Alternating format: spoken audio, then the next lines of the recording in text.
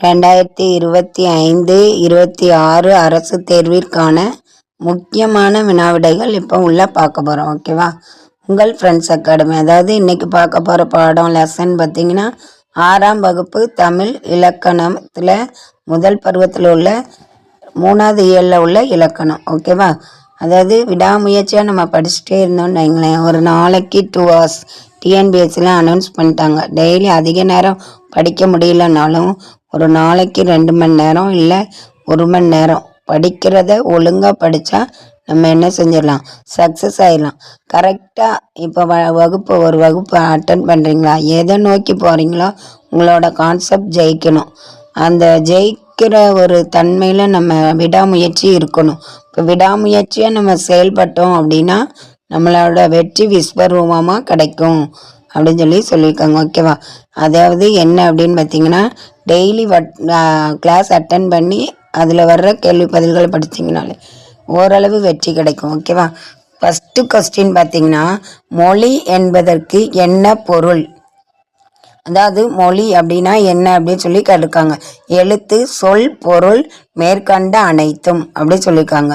மொழினா என்ன அப்படின்னு பார்க்கும்போது ஆப்ஷன் பி சொல் அப்படிங்கிறது தான் என்னது, மொழி.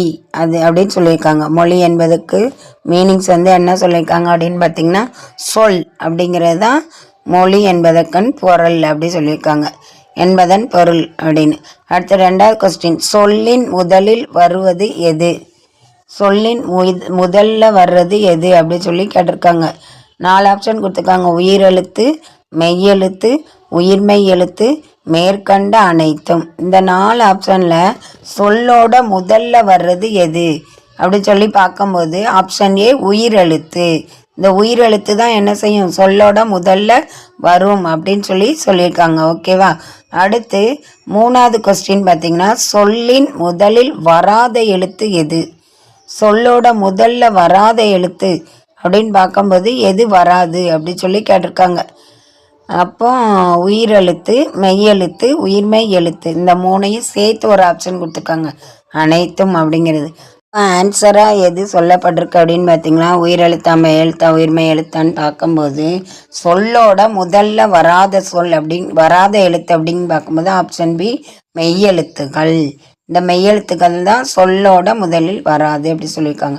அடுத்து 4வது கொஸ்டின், சொல்லின் முதலில் வராத எழுத்து எது அப்படி சொல்லி கேட்டிருக்காங்க.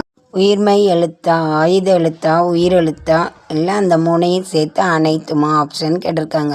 இப்போ சொல்லோட முதல்ல வராத எழுத்து எது? ஆயுத எழுத்து.